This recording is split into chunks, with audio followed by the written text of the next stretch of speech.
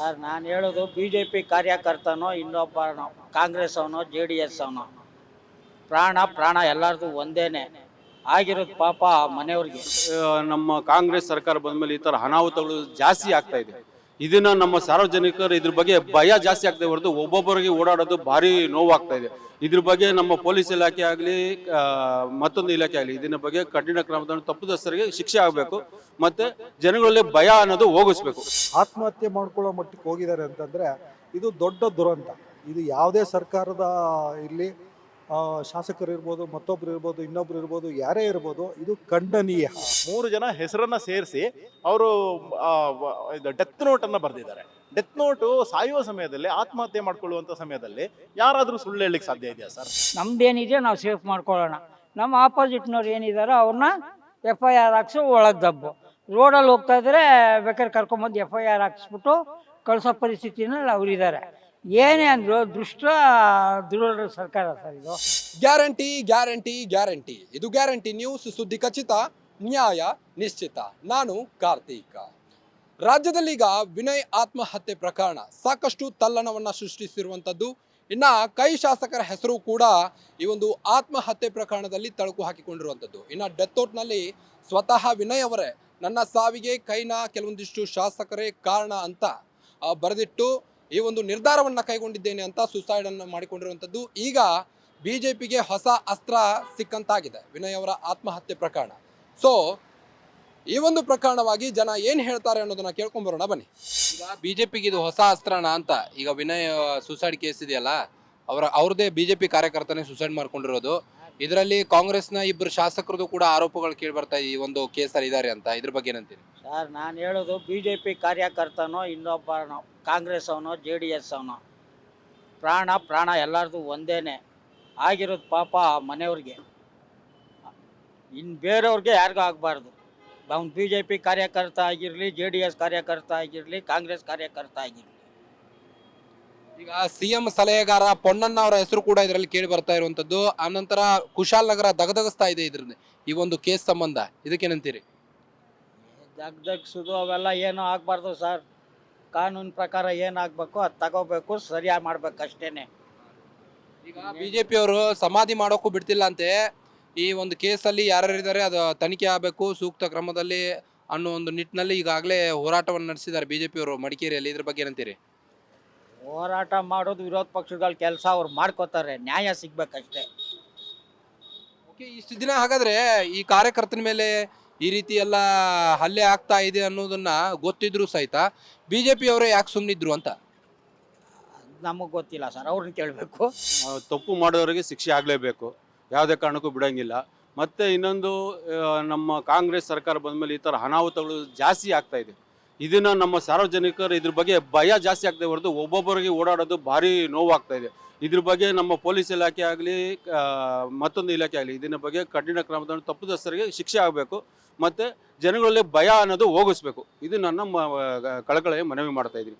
ಯಾವುದೇ ಕಾರಣಕ್ಕೂ ಸಣ್ಣ ಪುಟ್ಟ ವಿಚಾರಕ್ಕೆಲ್ಲ ಗಲಾಟೆಗಳು ಜಾಸ್ತಿ ಆಗ್ತದೆ ಹೊರತು ಯಾವುದು ಕಡಿಮೆ ಅಂತೂ ಆಗ್ತಾ ಇಲ್ಲ. ಇದ್ರ ಬಗ್ಗೆ ನನ್ನೊಂದು 2 ಮಾತು. ಈಗ ಕಾಂಗ್ರೆಸ್ದ 2 ಶಾಸಕರ ಹೆಸರು ಕೇಳಿ ಬರ್ತಾ ಇದೆ ಈ ಒಂದು ಕೇಸಲ್ಲಿ. ಒಂದು ಪೊನ್ನಣ್ಣ ಅವರು, ಒಂದು ಮಂಥನ್ಗೌಡ, ತಣ್ಣೀರಾಮಯ್ಯ ಅಂತೂ 2 ಹೆಸರು, 3 ಜನದ ಹೆಸರು ಕೇಳಿ ಬರ್ತಾ ಇದೆ. ಹಾಗಾದ್ರೆ ಅವ್ರದ್ದು ನಿಜವಾಗ್ಲೂ ಈ ಒಂದು ಕೇಸಲ್ಲಿ ಇನ್ವಾಲ್ವ್ ಇದೆಯಾ ಅಥವಾ ಇಲ್ವಾ ಅಂತ? ಸರ್, ಇನ್ವಾಲ್ವ್ ಇದೇ ಇಲ್ಲ ಅಂತ ಹೇಳೋಕ್ಕೆ ನಾವು ಅದಕ್ಕೆ ಯಾವುದೋ ರೈಟ್ಸ್ ಇಲ್ಲ. ಅದೇನಾದರೂ ಪೊಲೀಸ್ ಇಲಾಖೆಯಿಂದನೇ ಬರಬೇಕು, ಗೃಹ ಮಂತ್ರಿಗಳ ಕಡೆಯಿಂದನೇ ಅದಕ್ಕೆ ಆದೇಶ ಆಗಿ ಅದನ್ನು ಹೆಚ್ಚಿನ ತನಿಖೆಯಾಗಿ CBIಗೆ ವಹಿಸ್ತಾರೋ ಅಥವಾ ನಮ್ಮ ಸ್ಟೇಟಲ್ಲಿ CID ಮತ್ತು ಬೇರೆ ಬೇರೆ ಇಲಾಖೆಯಿಂದ ಅವರೇ ಮಾಡ್ತಾರೋ ಗೊತ್ತಿಲ್ಲ. ಅದು ನಾವು ನಾವು ಸಾರ್ವಜನಿಕರು ಹೇಳೋಕ್ಕೆ ನಮಗೆ ಯಾವುದೇ ಥರ ಅರ್ಹತೆ ಇಲ್ಲ. ಈಗ ಇಷ್ಟು ದಿನ ಆಯಿತು, ಹಾಗಾದ್ರೆ BJP ಕಾರ್ಯಕರ್ತನ ಮೇಲೆ ಈ ರೀತಿ ಧಮಕಿ ಇದಾಗ್ತಾ ಇದೆ, ಮಾನಸಿಕವಾಗಿ ಕುಂದುತ್ತಾ ಇದ್ದಾರೆ ಅಂತ ಕಾರ್ಯಕರ್ತ ಒಬ್ಬ, ಅವ್ರದೇ ಕಾರ್ಯಕರ್ತ BJP ಕಾರ್ಯಕರ್ತ, ಇಷ್ಟೆಲ್ಲ ಆಗೋಕ್ಕಿಂತ ಮುಂಚೆ BJP ನಾಯಕರು ಏನು ಮಾಡ್ತಾ ಇದ್ರು ಅಂತ? BJP ನಾಯಕಂದು ಒಳ್ಳೊಳಗೆ ನಡೆಯುವಂಥ ವಿಚಾರಗಳು BJP ನಾಯಕರಿಗೆ ಗೊತ್ತಿರಲ್ವಲ್ಲ. ಅವ್ರು ಗೊತ್ತಿರೋ ಅವ್ರು ಮುನ್ನೆಚ್ಚರಿಕೆ ತಗೊಂಡಿರೋರು ಗೊತ್ತಿಲ್ಲದ ಒಳಗೆ ನಡೀತಾ ಇದೆ. ಎಲ್ಲ ಪಕ್ಷದಲ್ಲೂ ಒಳ್ಳೊಳಗೆ ರಾಜಕೀಯ ನಡೀತಾ ಇದೆಯಲ್ಲ. ಯಾರ ಬಗ್ಗೆ ಅಂತ ಇವಾಗ ಇದು ಮಾಡ್ತೀರಾ? ಪೊಲೀಸ್ ಇಲಾಖೆಯಿಂದನೇ ಇದ್ರ ತನಿಖೆ ಆಗಬೇಕು ಹೊರತು ಬೇರೆ ಯಾರ ಕಡೆಯಿಂದನೂ ಆಗಲ್ಲ. ಇದು BJPಗೆ ಈಗ ಹೊಸ ಅಸ್ತ್ರನ ಅಂತ ಕಾಂಗ್ರೆಸ್ ಮೇಲೆ ಮುಗಿಬೀಳಲಿಕ್ಕೆ. ಇಷ್ಟು ದಿನ ಆಯಿತು, ಬೆಲೆ ಏರಿಕೆ ಬಗ್ಗೆ ಈಗ ಮುಗಿಬಿದ್ದಿದ್ರು, ನಂತರ ದಲಿತರಿಗೆ ಇಷ್ಟು % ಅಂತ ಎಲ್ಲ ಕೆಲವೊಂದಿಷ್ಟು ಕೇಸ್ಗಳ ಮೇಲೆ ಮುಗಿಬಿದ್ದಿದ್ರು ಕಾಂಗ್ರೆಸ್ ಮೇಲೆ. ಈಗ ಇದೊಂದು ಹೊಸ ಅಸ್ತ್ರನ ಅಂತ. ಹೊಸ ಅಸ್ತ್ರಕ್ಕಿಂತ ಕಾಂಗ್ರೆಸ್ ಸರ್ಕಾರ ಬಂದಾಗಿಂದ BJP ಅವರು ಅವ್ರ ಬಗ್ಗೆ ಎಲ್ಲ ಥರ ಅಸ್ತ್ರ ಹೂಡೋಯ್ತಾರೆ. ಆದರೆ ಕಾಂಗ್ರೆಸ್ ಅವರು ಯಾವುದೇ ಕಾರಣಕ್ಕೂ ಅವ್ರಿಗೆ ಬಗ್ತಾ ಇಲ್ಲ. ಅವ್ರದ್ದೇ ಆದಂಥ ರಾಜ್ಯ ನಡೀತಾ ಇದೆ, ಅವ್ರ ಅಧಿಕಾರ ಇರೋದ್ರಿಂದ ಅವ್ರದ್ದು ನಡೀತಾ ಇದೆ. BJP ಅವರು ಹೆಚ್ಚಿನ ಶ್ರಮ ಬೀಳಬೇಕು, ಪ್ರತಿಫಲ ಸಿಗ್ತಾ ಇದೆ. ವಿನಯ್ ಆತ್ಮಹತ್ಯೆ ಪ್ರಕರಣ ಈಗಾಗಲೇ ರಾಜ್ಯ ರಾಜಕಾರಣದಲ್ಲಿ ಸಾಕಷ್ಟು ಸಂಚಲನವನ್ನು ಮೂಡಿಸ್ತಾ ಇರುವಂಥದ್ದು. ಇನ್ನು BJPಗೆ ಇದು ಹೊಸ ಅಸ್ತ್ರ ಅಂತಾನೆ ಹೇಳ್ಬೋದಾ ಅಂತ? ಇಲ್ಲಿ ನೋಡಿ, ಯಾವುದೇ ಸರ್ಕಾರಗಳು ಅಧಿಕಾರಕ್ಕೆ ಬಂದ್ರೂ ಸಾಮಾನ್ಯವಾಗಿ ಕಾರ್ಯಕರ್ತರಿಗೆ ಆಯಾ ಕ್ಷೇತ್ರದಲ್ಲಿರುವಂಥ MLAಗಳು, ಶಾಸಕರು ಆಗಲಿ ಮತ್ತು ಲೀಡರ್ಗಳಾಗಲಿ, ಅಧ್ಯಕ್ಷರಾಗಲಿ, ಬೇರೆ ಪಕ್ಷದವ್ರಿಗೆ ಕಿರುಕುಳ ಕೊಡೋದು ಸಹಜವಾಗಿರುತ್ತೆ. ಅದೆಲ್ಲವೂ ಒಂದು ಮಟ್ಟಕ್ಕಿರಬೇಕು, ಒಂದು ಮಾನವೀಯತೆಗಿಂತ ದೊಡ್ಡದಾಗಬಾರ್ದು. ವೈಯಕ್ತಿಕ ದ್ವೇಷ ಇರ್ಬೋದು, ಅಥವಾ ಅವರಿಂದ ತಪ್ಪೇ ಆಗಿರ್ಬೋದು, ಇನ್ನೊಂದೇ ಆಗಿರ್ಬೋದು, ಮತ್ತೊಂದೇ ಆಗಿರ್ಬೋದು. ಆದರೆ ಅವ್ರಿಗೆ ಎಷ್ಟರ ಮಟ್ಟಿಗೆ ಟಾರ್ಚರ್ ಕೊಟ್ಟಿದ್ದಾರೆ ಅಂದರೆ, ಒಬ್ಬ ಕಾರ್ಯಕರ್ತ ಆತ್ಮಹತ್ಯೆ ಮಾಡ್ಕೊಳ್ಳೋ ಮಟ್ಟಿಗೆ ಹೋಗಿದ್ದಾರೆ ಅಂತಂದರೆ ಇದು ದೊಡ್ಡ ದುರಂತ. ಇದು ಯಾವುದೇ ಸರ್ಕಾರದ ಇಲ್ಲಿ ಶಾಸಕರು ಇರ್ಬೋದು, ಮತ್ತೊಬ್ಬರು ಇರ್ಬೋದು, ಇನ್ನೊಬ್ರು ಇರ್ಬೋದು, ಯಾರೇ ಇರ್ಬೋದು, ಇದು ಖಂಡನೀಯ. ಇದು ಕಾರ್ಯಕರ್ತರಿಗೆ ಇದೇ ರೀತಿ ಯಾವುದೇ ಥರದ ತೊಂದರೆಗಳನ್ನು ಕೊಡಬಾರ್ದು. ಇದನ್ನು ಸಾರ್ವಜನಿಕವಾಗಿ ಎಲ್ಲರೂ ಸಹ ಇದನ್ನು ನಾವು ಖಂಡಿಸ್ತಾ ಇದ್ದೀವಿ. ಇದು ಇನ್ನು ಕಾಂಗ್ರೆಸ್ ಶಾಸಕರ 3 ಜನ ಹೆಸರನ್ನ ಕೇಳಿ ಬರ್ತಿರುವಂಥದ್ದು. ಇದರಲ್ಲಿ ಮಂಥನ್ಗೌಡ ಆಗಿರ್ಬೋದು, ಆಮೇಲೆ ತಣ್ಣೀರ್ ಮೈನಾ ಅವರಾಗಿರ್ಬೋದು, ಇನ್ನು ಪೊನ್ನಣ್ಣ ಅವರ ಹೆಸರು ಕೇಳಿದ್ರು. ಸಾಕಷ್ಟು 4 ಶಾಸಕರ ಹೆಸರಂತೂ ಕೇಳಿ ಬರ್ತಿರುವಂಥದ್ದು ಈ ಒಂದು ಕೇಸಲ್ಲಿ. ಇದಕ್ಕೇನಂತೀರಿ? ಇದಕ್ಕೆ ಆ್ಯಕ್ಚುಲಿ ಗೃಹ ಮಂತ್ರಿಗಳು ಕೂಡಲೇ ಅದಕ್ಕೆ ತನಿಖೆಗೆ ಆದೇಶ ಕೊಡಬೇಕಾಗಿತ್ತು. ಹಾಗೆ ಅವ್ರದ್ದೇ ಶಾಸಕರು ಇದ್ದಿದ್ದರಿಂದ ಸ್ವಲ್ಪ ವಿಳಂಬ ಮಾಡ್ತಾ ಇದ್ದಾರೆ. ಇದು ಮೇಲ್ನೋಟಕ್ಕೆ ಗೊತ್ತಾಗ್ತಾ ಇರುವಂಥ ವಿಷಯ. ಹಾಗಾಗಿ ಇದನ್ನು ನಾವು ಕೇಳೋದೇನು ಅಂತಂದರೆ, ಇದು ನೋಡಿ, ಅವರು ಸೂಸೈಡ್ ಡೆತ್ತು ಸೋಷಿಯಲ್ ಮೀಡಿಯಾದಲ್ಲಿ ಹಾಕಿ ಈ ರೀತಿ ಆಗಿದೆ. ಇದು ಕೂಡಲೇ FIR ಆಗಬೇಕಾಗಿತ್ತು, ಎಲ್ಲರ ಮೇಲೂ FIR ಆಗಬೇಕಾಗಿತ್ತು. ಅದರಲ್ಲಿ ದಾಖಲಿಸಿರುವಂಥ ಹೆಸರುಗಳನ್ನಾದರೂ ಆ ವ್ಯಕ್ತಿಗಳನ್ನ ವಿಚಾರಣೆಗೆ ಒಳಪಡಿಸೋಕ್ಕಾದರೂ FIR ಆಗಬೇಕಾಗಿತ್ತು. ಆದರೆ ಕೇವಲ ಯಾರೋ ಒಬ್ಬರಿಗೆ ಮಾಡಿ ನಾಮಕಾವಸ್ಥೆಗೆ ಇದನ್ನು ಮುಚ್ಚಾಕುವಂಥ ಕೆಲಸ ಮಾಡ್ತಾ ಇದ್ದಾರೆ. ಇದಕ್ಕೆ ನಿಜಕ್ಕೂ ಕರ್ನಾಟಕದ ಜನತೆಗೆ ಈ ಸರ್ಕಾರ ಮಾಡ್ತಾ ಇರ್ತಕ್ಕಂಥ ದೊಡ್ಡ ದ್ರೋಹ ಅಂತ ಹೇಳ್ಬೋದು. ಈಗ ಏನೋ ಒತ್ತಡದಿಂದ ಸೂಸೈಡ್ ಮಾಡ್ಕೊಂಡ್ರು ವಿನಯ್ ಅವರು, ಅದು ಸೆಕೆಂಡರಿ. ಬಟ್ ವಿನಯ್ ಅವರಿಗೆ ಎಷ್ಟು ಟಾರ್ಚರ್ ಕೊಡ್ತಾ ಇದ್ರು ಕಾಂಗ್ರೆಸ್ ಶಾಸಕರು ಅನ್ನೋದು BJP ಅವ್ರಿಗೆ ಗೊತ್ತಿರ್ಲಿಲ್ವಾ ಅಂತ? ಇಲ್ಲ, ಇದು ಅವರು ಇನ್ನು ಹಿರಿಯರ ಗಮನಕ್ಕೆ ತೊಗೊಂಬಂದಿದ್ದೆ ಆದರೆ ಮತ್ತೆ ಬೇರೆ ಯಾವುದಾದ್ರೂ ರೀತಿಯಲ್ಲಿ ಅವರಿಗೆ ಸಪೋರ್ಟ್ ಮಾಡ್ಬೋದಾಗಿತ್ತೇನೋ. ಆದರೆ ಎಲ್ಲ ಒಂದು ಸ್ವಲ್ಪ ಹಿರಿಯರ ಗಮನಕ್ಕೆ ತೊಗೊಬರೋದ್ರಲ್ಲಿ ಸ್ವಲ್ಪ ಹಿಂದೆ ಮುಂದೆ ಆಗಿರ್ಬೋದು. ಆದರೆ ಮುಂದಿನ ದಿನಗಳಲ್ಲಿ ಎಲ್ಲ ಕಾರ್ಯಕರ್ತರು ಹಿರಿಯರ ಗಮನಕ್ಕೆ ತೊಗೊಬಂದರೆ ಅವ್ರಿಗೆ ಅವರ ಬೆಂಬಲನ ಸಹ ಅವ್ರಿಗೆ ಸಿಗುತ್ತೆ ಅಂತ ನಮ್ಮ ಅಭಿಪ್ರಾಯ.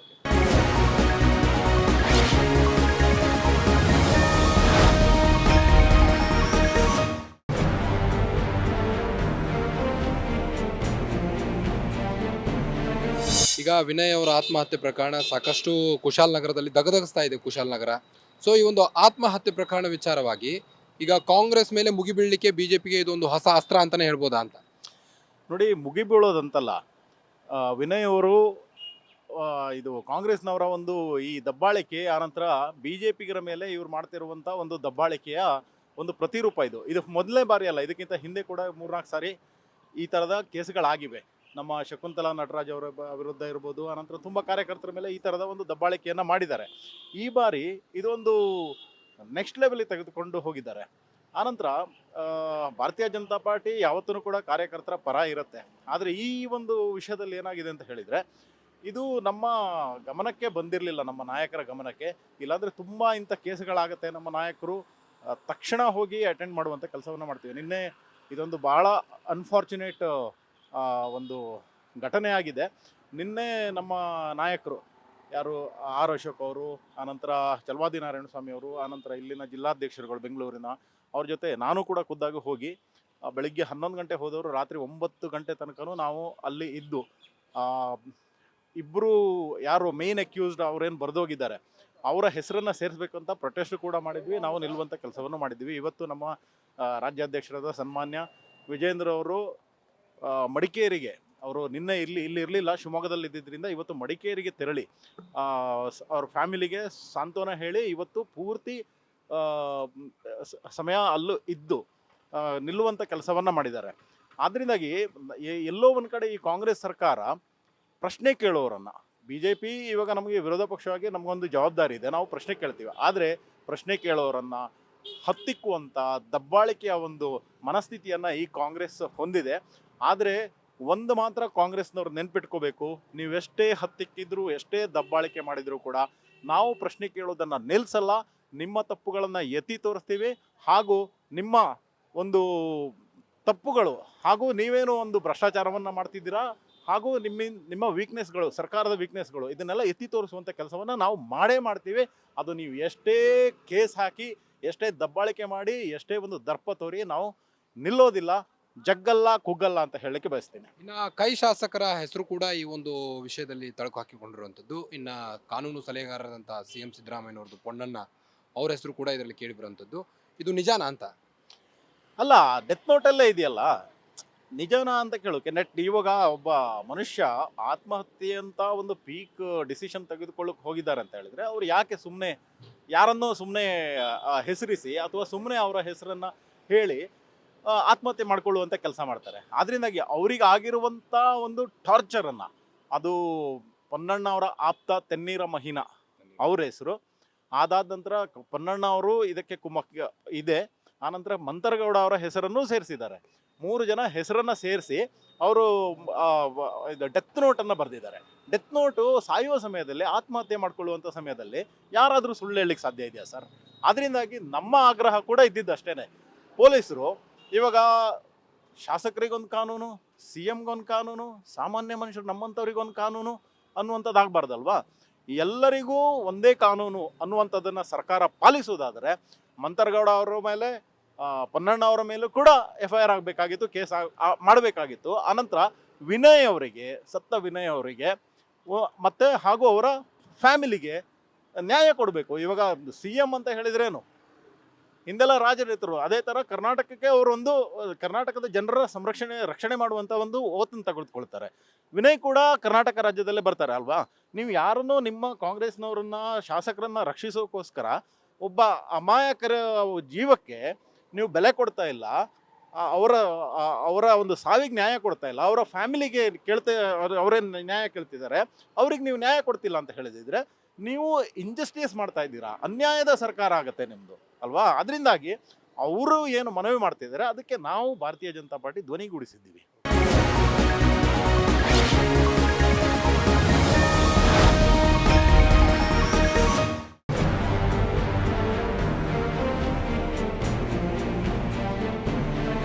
ಈಗಾಗಲೇ ಕಾಂಗ್ರೆಸ್ ಮೇಲೆ ಸಾಕಷ್ಟು ಆರೋಪಗಳು ಕೇಳಿ ಬರುತ್ತಿತ್ತು. ಇದ್ರ ಮೇಲೆ ಬಿಜೆಪಿಯವರು ಸಹಿತ ಮುಗಿಬಿದ್ದಿದ್ರು. ಈಗ ಇದೊಂದು ಹೊಸ ಅಸ್ತ್ರವಾಗಿ ಸಿಗ್ತಾ ವಿನಯ್ ಗೌಡ ಅವರ ಸಾವಿನ ಪ್ರಕರಣ ಅಂತ ಬಿಜೆಪಿಗೆ? ಇದೇ ನನಗೆ ಹೊಸ ಅಸ್ತ್ರ ಅಂತ ಏನು ಕಾಣಲ್ಲ. ಇವರು ಕಾಂಗ್ರೆಸ್ನವರು ಅಂದ್ರೇ ಈ ಥರ ಎಲ್ಲಿ ಭ್ರಷ್ಟಾಚಾರ ತಗೊಳ್ಳಿ ಕಾಂಗ್ರೆಸ್ನವ್ರು ಮುಂದಿಡ್ತಾರೆ, ಕೊಲೆ ಮಾಡಿಸೋದ್ರಲ್ಲಾಗಲಿ ಮುಂದಿಡ್ತಾರೆ, FIR ಹಾಕ್ಸೋದಾಗಲಿ ಮುಂದಿಡ್ತಾರೆ. ಈ ಕಾಂಗ್ರೆಸ್ ಏನಕ್ಕೆ ನಮ್ಮ ದೇಶದಲ್ಲಿ 3 ರಾಜ್ಯದಲ್ಲಿ ಇರೋದು ಹೇಳಿ? ಅವರು ಇಂದಿರಾ ಗಾಂಧಿ ಕಾಲದಿಂದಲೂ ಹಂಗೆ ಬಂದವರು, ನೆಹರುವಿಂದನೂ ಹಂಗೆ ಬಂದವರು, ಇವತ್ತು ಹಂಗೆ ಇದ್ದಾರೆ. ಏನು ಯಾರೂ ಮಾತಾಡಬಾರ್ದು ಅಂತಾರೆ, ಮಾತಾಡಿದ ತಕ್ಷಣ FIR ಹಾಕು. ಇದೇನೇ ಕಾಂಗ್ರೆಸ್ನವ್ರದ್ದು, ಬೇರೆ ಕೆಲಸ ಇಲ್ಲ ಅವರಿಗೆ. ಒಂದು ಅಭಿವೃದ್ಧಿ ಮಾಡಿ ಅಂದರೆ ಅಭಿವೃದ್ಧಿ ಮಾಡೋಕ್ಕಾಗಲ್ಲ. ಕೊಟ್ಟಿರೋ ಗ್ಯಾರಂಟಿಗಳನ್ನು ಸರಿಯಾಗಿ ಜನಗಳಿಗೆ ತಲುಪ್ಸೋಕ್ಕಾಗ್ತಾಯಿಲ್ಲ. ಅದೇನೋ ಒಂದು ಶಕ್ತಿ ಯೋಜನೆ ಗುಂಪಲ್ಲಿ ಗೋವಿಂದ ಅಂತ ಹೋಗ್ತಾಯಿದೆ ಅಷ್ಟೇ. ಅದು ಬಿಟ್ಟರೆ ಇನ್ನು ಯಾವ ಯೋಜನೆಗಳು ಇಲ್ಲ ಸರ್. ಅವರು ಯೋಜನೆ ಏನು ಮಾಡಿದ್ದಾರೆ, ದೊಡ್ಡ ಅದೇನು 56,000 ಕೋಟಿ ಬರುತ್ತಲ್ಲ, 56,000 ಕೋಟಿ ಹೆಂಗೆ ತೊಗೋಬೇಕು, ಯಾವ ಥರ ತೊಗೋಬೇಕು, ಭ್ರಷ್ಟಾಚಾರ ಮುಖಾಂತರ ಹಿಂಗೆ ತೊಗೊತಾರೆ. ಇನ್ನು ಕೈ ಶಾಸಕರ ಹೆಸರು ಕೂಡ ಇದರಲ್ಲಿ ಕೇಳಿ ಬರ್ತಿರುವಂಥದ್ದು. ಪೊನ್ನಣ್ಣ ಅವರ ಹೆಸರು ಕೇಳಿ ಬರ್ತಿರುವಂಥದ್ದು. ಆನಂತರ ಮಂತನಗೌಡ ಅವರಾಗಿರ್ಬೋದು, ಆಮೇಲೆ ಪೊನ್ನಣ್ಣ ಅವರ ಆಪ್ತರಾದಂಥ ತೆನ್ನೇರ್ ಮೈನ ಅವರ ಹೆಸರು ಕೂಡ ಕೇಳಿ ಬರ್ತಿರುವಂಥದ್ದು. ಇದು ನಿಜಾನಾ ಅಂತ? ನಿಜ ಸರ್, ಅದು ಯಾಕೆ ಸುಳ್ಳಾಗತ್ತೆ? ನಾನು ಹೇಳ್ಬಿಟ್ನಲ್ಲ, ಕಾಂಗ್ರೆಸ್ನವ್ರು ಇಷ್ಟೇ. ಅವ್ರು ಯಾವತ್ತೂ ಒಂಥರ ದಟ್ಟ ದರಿದ್ರ ನನ್ನ ಮಕ್ಕಳು. ಅವರು ಬೇರೆ ರೀತಿ ಅವರಿಗೆ ಯಾವುದು ಯೋಚನೆ ಮಾಡಲ್ಲ. ನಮ್ಮದೇನಿದೆಯೋ ನಾವು ಸೇಫ್ ಮಾಡ್ಕೊಳ್ಳೋಣ, ನಮ್ಮ ಆಪೋಸಿಟ್ನವ್ರು ಏನಿದ್ದಾರೋ ಅವ್ರನ್ನ FIR ಹಾಕ್ಸೋ ಒಳಗೆ ದಬ್ಬು. ರೋಡಲ್ಲಿ ಹೋಗ್ತಾ ಇದ್ದರೆ ಬೇಕಾದ್ರೆ ಕರ್ಕೊಂಬಂದು FIR ಹಾಕ್ಸ್ಬಿಟ್ಟು ಕಳಿಸೋ ಪರಿಸ್ಥಿತಿನಲ್ಲಿ ಅವರಿದ್ದಾರೆ. ಏನೇ ಅಂದರು ದೃಢ ಸರ್ಕಾರ ಸರ್ ಇದು. ಅವರಲ್ಲಿ ಏನೇನು ಮಾಡೋಕ್ಕೆ ಗೊತ್ತಾಗಲ್ಲ. ಸುಮ್ಮನೆ ಈ ಒಂದು ಗ್ಯಾರಂಟಿ ಕೊಟ್ಬಿಟ್ಟು ಬಂದರು. ಆ ಜನ ಗ್ಯಾರಂಟಿಗೆ ಏನು ಮಾಡ್ತಾ ಇದ್ದಾರೆ ಅಂದರೆ, ನಿಮ್ಮ ಗ್ಯಾರಂಟಿನೂ ಸಾಕು, ಏನು ಸಾಕು, ನಮಗೆ ಏನೂ ಬೇಡ, ಗ್ಯಾರಂಟಿ ನೀವು ಏನು ಕೊಟ್ಟಿದ್ದೀರೋ ಅದನ್ನು ತೊಗೊಳ್ಳಿ ಅಂತಾರೆ. ಈಗ ಏನು ಅಂದರೆ ಗ್ಯಾರಂಟಿ ತೊಗೊಂಡವರೆಲ್ಲ ನೇಣು ಹಾಕೊಳ್ಳೋ ಪರಿಸ್ಥಿತಿ ಬಂದಿದೆ. ಯಾಕೆ ಹೇಳಿ? ಇದು ಬರುತ್ತಲ್ಲ ಹಣ, ಬಡ್ಡಿ ಕೊಡೋದು, ಆಮೇಲೆ ಬಡ್ಡಿ ಬಸ್ ₹100 ಕೊಟ್ಟರೆ ₹1,000 ಬಡ್ಡಿ ವಸೂಲು ಮಾಡ್ತಾರೆ.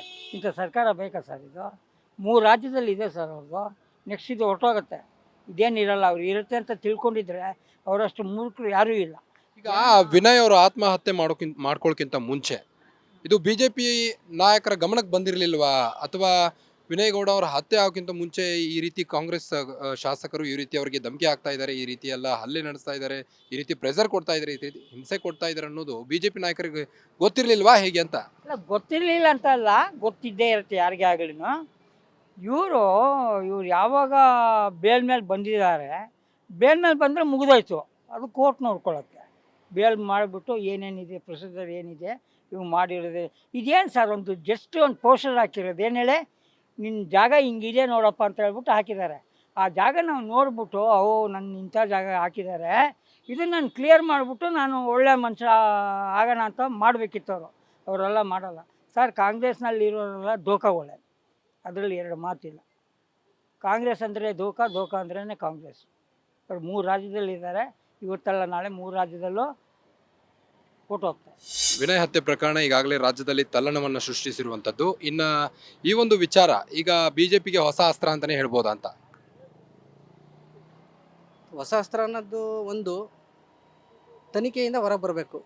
ಮೇಯ್ನು ಕೂಲಂಕುಷವಾಗಿ ನಿಷ್ಪಕ್ಷಪಾತವಾಗಿ ತನಿಖೆ ಆದರೆ ಮಾತ್ರ ಗೊತ್ತಾಗುತ್ತೆ.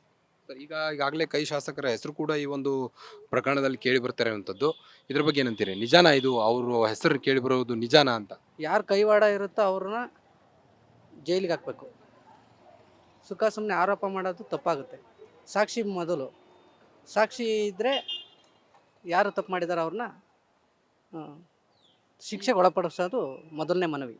ಈಗಾಗಲೇ ವಿನಯ್ ಅವರು ಸೂಸೈಡ್ ಮಾಡ್ಕೊಂಡಿದ್ದಾರೆ, ಅದು ಒಂದು ಸೆಕೆಂಡರಿ. ಬಟ್ ವಿನಯ್ ಸೂಸೈಡ್ ಮಾಡ್ಕೊಳ್ಳೋಕ್ಕಿಂತ ಮುಂಚೆ ಬಿಜೆಪಿ ಅವರಿಗೆ ಇದ್ರ ಬಗ್ಗೆ ಅರಿವಿರಲಿಲ್ವಾ? ನಮ್ಮ ಕಾರ್ಯಕರ್ತರ ಮೇಲೆ ಈ ರೀತಿ ಹಿಂಸೆ ಆಗ್ತಾ ಇದೆ, ಹಲ್ಲೆ ನಡೀತಾ ಇದೆ, ಕೈ ಶಾಸಕರ ಹೆಸರು ಕೂಡ ಈಗಾಗಲೇ ಕೇಳಿ ಬಂದಿರುವಂಥದ್ದು. ಸೊ ಇದು ಮೊದಲೇ ಬಿಜೆಪಿ ನಾಯಕರಿಗೆ ಗೊತ್ತಿರಲಿಲ್ವಾ ಹೇಗೆ ಅಂತ? ಅದು ನಮ್ಮ ಬಿ ಜೆ ಪಿ ನಾಯಕರುಗಳಿಗೆ ಗೊತ್ತಿತ್ತೋ ಇಲ್ಲೋ ಅನ್ನೋದಕ್ಕಿಂತ ಅವರು ಏನೇನು ಅಲ್ಲಿ ಕಾರ್ಯಚಟುವಟಿಕೆಗಳು ಅದು ಅನ್ನೋದು ಮೊದಲನೇ ಮಾಹಿತಿ. ಅದು ಬಂದರೆ ಗೊತ್ತಾಗುತ್ತೆ, ಗೊತ್ತಿಲ್ಲದಲೇ ನಾವು ಅದನ್ನು ಆರೋಪ ಮಾಡೋದು ತಪ್ಪಾಗುತ್ತೆ. ಒಟ್ಟಿನಲ್ಲಿ ಈ ಒಂದು ಆತ್ಮಹತ್ಯೆ ಪ್ರಕರಣದಲ್ಲಿ ಕೈ ಶಾಸಕರ ಹೆಸರು ನಿಜವಾಗ್ಲೂ ಕೇಳಿ ಬಂದಿದೆ ಅನ್ನೋ ನಿಟ್ಟಿನಲ್ಲಿ ಬಿಜೆಪಿಯ ಕಾರ್ಯಕರ್ತರು ಹಾಗೂ ಕೆಲವೊಂದಿಷ್ಟು ಜನ ಮಾತನಾಡ್ತಿರುವಂಥದ್ದು. ಇನ್ನು ಈ ಒಂದು ಪ್ರಕರಣದ ವಿಚಾರವಾಗಿ ಸರಿಯಾದ ಸೂಕ್ತವಾದ ಕ್ರಮವನ್ನು ತೆಗೆದುಕೊಂಡು ತನಿಖೆಗೆ ಆದೇಶಿಸಬೇಕು ಅಂತ ಕಾಂಗ್ರೆಸ್ ಮೇಲೆ ಮುಗಿಬಿದ್ದಿದೆ ಬಿಜೆಪಿ. ಕ್ಯಾಮರಾ ಪರ್ಸನ್ ಲಕ್ಷ್ಮೀಕಾಂತ್ ಜೊತೆ ನಾನು ನಿಮ್ಮ Karthik, guarantee news, Bengaluru. Guarantee news, ಸುದ್ದಿ ಖಚಿತ, ನ್ಯಾಯ ನಿಶ್ಚಿತ.